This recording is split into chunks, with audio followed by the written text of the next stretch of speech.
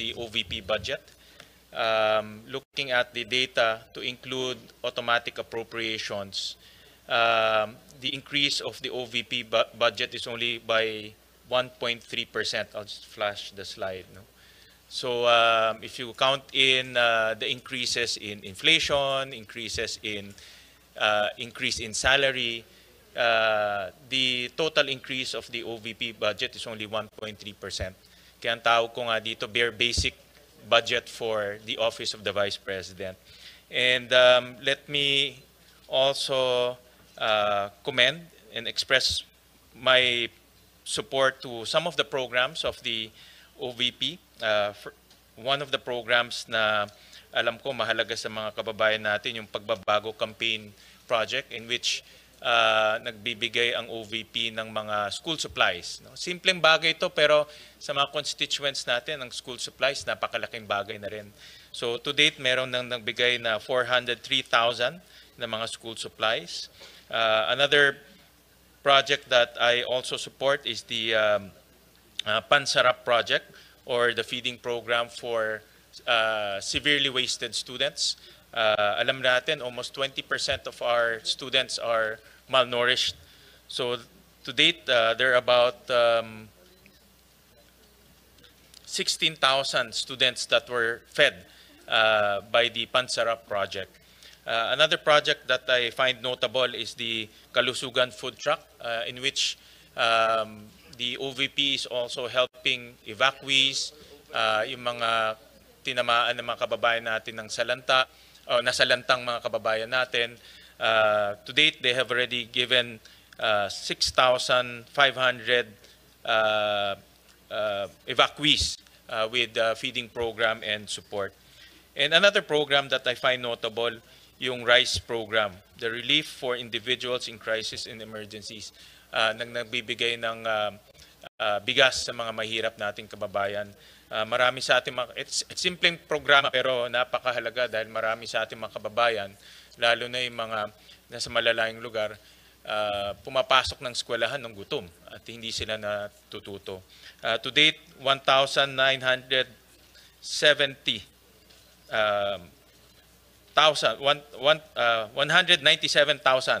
beneficiaries ang nabigay na ng RICE program ng ating butihing Vice Presidente kasama ang kanyang mga kasamahan sa OVP.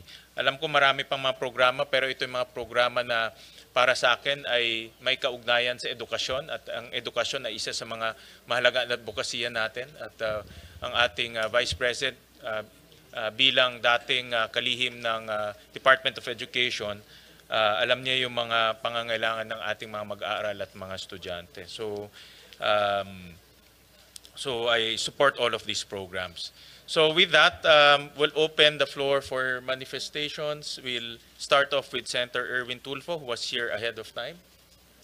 Thank you, Mr. Chair. My question now is, I noticed that from 942 million, binawasan po ito in-slash ng 902.8 million na lamang, nawala po yung 39.143 million.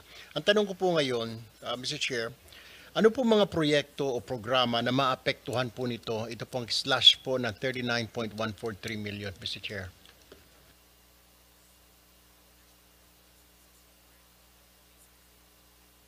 Mr. Chair, may I be recognized? Attorney Sanchez. Thank you, Mr. Chair. Your Honor, the amount that was not considered by the DBM only pertains to ICT equipment. So out of our original request, only a portion of that was included in the NEP. So we will just reprioritize the ICT equipment that we will procure, and we'll work within the budget that was provided in the NEP.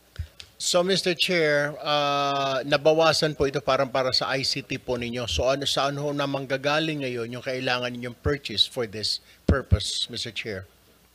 As mentioned, Mr. Chair, we will just review our requirements and prioritize based on the urgency of the ICT equipment that we need to procure.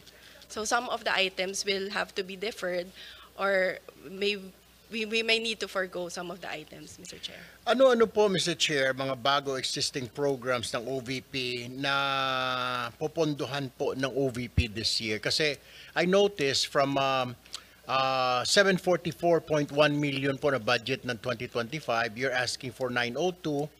Pero nabanggit nga po ni VP kanina na mostly ay sa MOOE, mapupunta po 100 plus million po yata. Na kaya ang tanong ko po ngayon, ano-ano po mga programs, existing programs, o mga bago na popondohan po ng OVP? Yes, Mr. Chair. Basically, it would be the same programs that we are implementing this year in 2025. So we will just include additional provision for Magnegosyo Taday because in 2025, we are only using the continuing appropriations from 2024. So part of the increase will also go to the procurement for disaster relief operations, Mr. Chair. All right, Mr. Chair, I notice also, ongoing po ba ito, Mr. Chair, itong OVP program and activities, ito pong Al-Janaza Kit Assistance, tsaka Sympathy Flower Program, is this ongoing or is this new program of the OVP? It's part of our ongoing programs, Mr. Chair. It used to be part of our medical and burial assistance program, but we are running it as a separate program now because instead of giving monetary grants, we provide a kit, Al-Janaza kit, Mr. Chair. Mr. Chair, I just noticed, kasi po, like I have an office at Zamba Sultan, Zamboanga City. Yung mga kababayan po nating Muslim, pag may burial po, hindi naman po sila gumagamit na ataol, kundi naghihiram na lang po ng sasakyan, which I provided my office there in Zamba Sultan, Zamboanga City. Halos everyday po, hinihiram po ng mga kapatid nating Muslim para maisakay po yung bangkay, para mailibing. Pero maganda pong programa itong Al-Janaza Kit Assistance and Sympathy Flower Program. My last question, Mr. Chair, kung meron pong dapat i-prioritize ng committee na ito, ano po ang mga dapat dagdagan na pondo? Saan, Mr. Chair? Ms. Sanchez, before you respond, let me recognize the presence of our Majority Leader, Senator Zubiri. Yes, Mr. Chair, that would be the disaster relief operations, since that is the second highest requested but assistance from the Office of the Vice President after the medical and burial assistance. That's all from me, Mr. Chair. Thank you po. Thank you, Senator Tulfo. Next will be Senator Go. Mr. Chairman, Yes. before we recognize the other members of the Senate, I know many of you just want to make manifestations. We have parliamentary courtesy here when usually in my how many budgets that I've handled, I've been to almost 23 budgets already. Pag bisita po ng Office of the Vice President and President, we give them parliamentary courtesy, and usually their budgets, and in this case, the budget of the Vice President is already a lean and mean budget. Hindi, wala na pong dagdag, kawawa nga, di ba po, Mr. President? So maybe we can afford them a courtesy that we can approve the budget, of course, after the manifestations on the part of the leadership of the Senate. We'd like to extend that courtesy to the Office of the Vice President. Yes, Uh, Mr. Chair, also on the Mr. part Chair. of the minority, we also Senator would like to be associated with the motion of the majority leader. Senator Marcos. That was my question, Mr. Chair. Is that a motion that we therefore endorse the budget of the Vice President from the subcommittee to the Mother Committee of Finance? Well, let's give the members an opportunity to give their manifestations. No? That's fine, All right. but may I make that motion and hold it in abeyance Yes. until everyone has You can do it at the end Thank after you. the manifestations. Mr. Chair, before I have to attend to a caucus upstairs, I would just like to manifest that I support po the budget of the OVP. As a matter of fact, kung po pwede po sana pag-aralan natin, review, yung binawas po na 39 million, baka pwede pong ibalik ulit. Because maganda naman po yung mga programa na ilatag po ng OVP. Thank you, Mr. Chair. Thank you, Senator Tulfo. Next is Senator Go. Salamat, Mr. Chair. I also hope we could accord parliamentary courtesy to the Vice President and approve her office budget swiftly. Mr. Chair, distinguished colleagues, and to Vice President Sara Duterte, good day. Mr. Chair, I just want to express my strong support for the proposed budget of the Office of the Vice President for 2026. As a proud Dabawenyo, I have witnessed firsthand the remarkable work of the Vice President when she was still the mayor of Davao City, and when she became Vice President, and I sincerely believe Vice President Duterte's initiatives have been instrumental in helping this government uplift lives and promote the welfare of all Filipinos. Tiwala po ako sa ating Vice Presidente at sigurado po ako na nagagamit po ang pondo ng bayan sa tama. Sa totoo lamang po, matagal po ako nagtrabaho kay former President Duterte at naabutan ko po nung siya po ay naging Vice Mayor ng Davao, si Vice President Sara. Kung stricto po si dating Mayor, dating Pangulong Duterte sa panggobyerno, mas stricto po si VP Sara. At alam ko pong magagamit talaga ang pondo para sa pantulong sa ating mga kababayan, kesa naman po napupunta lang sa flood control, nagatasan po ng ilang mapagsamantala. Sa mga nakaraang taon, nagkaroon ng OBP na mga programang nagbibigay ng tunay na benepisyo sa ating mga mamamayan.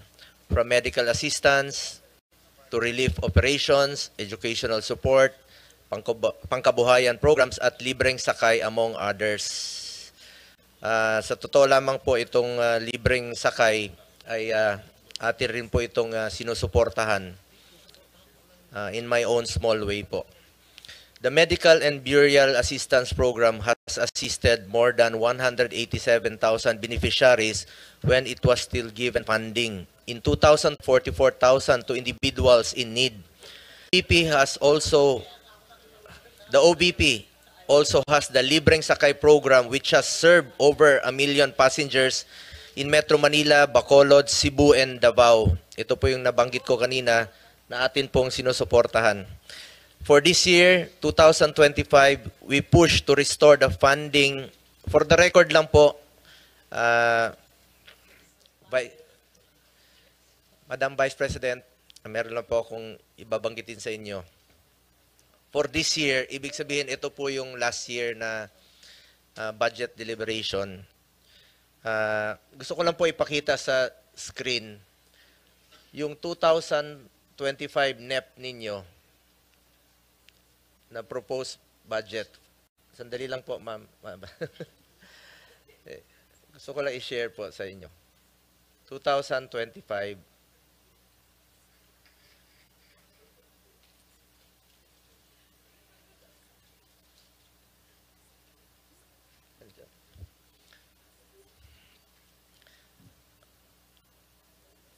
Hindi, yung 2000 NEP natin. Saan na yan? Ayun, yung 2025 na NEP ninyo, yun po yung proposed budget ninyo for this year sa 2025. Pagdating po rito, after the GAB, ibig sabihin, after dumaan po sa lower house, ginawa pong 733 million. So ibig po sabihin na nabawasan po pagdating dito sa Senado. Ito po yung sa 2025. We push to restore the funding for socio-economic programs of the OBP, which was cut by the lower house. Dahil alam natin na malaking tulong po ito sa mahalagang programa po ng OBP na may direktang benepisyo sa ating mga kababayan. From the proposed 2 billion in the NEP, the OBP only received 733 million in the 2025 GAA. Hindi po napondohan at binawasan po ang pondo sa mga programa na pangtulong po sa ating mga kababayan. In fact, I wrote a letter to then Finance Chair Senator Grace po to restore funding for the OBP. Nakakalungkot lang po na hindi ito napagbigyan. Majority rules dito at minsan po ay small bycam po ang nagdi-decide.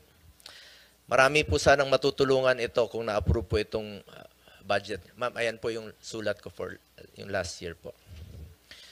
Sa totoo lang po, inihalal po ang Vice President hindi lamang para umupo sa pwesto at maging spare tire.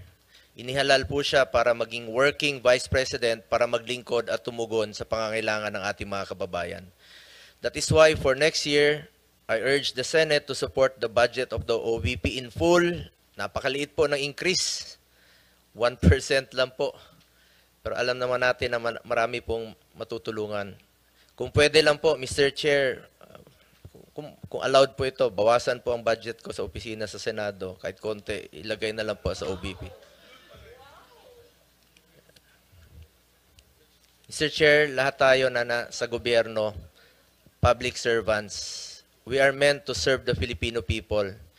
Basic mandate po ang tumulong, lalo na po sa mga nangailangan ng social services.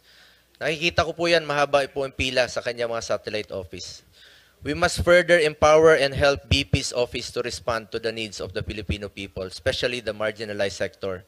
Muli, nais ko pong ipahayag ang aking suporta para sa budget ng OVP.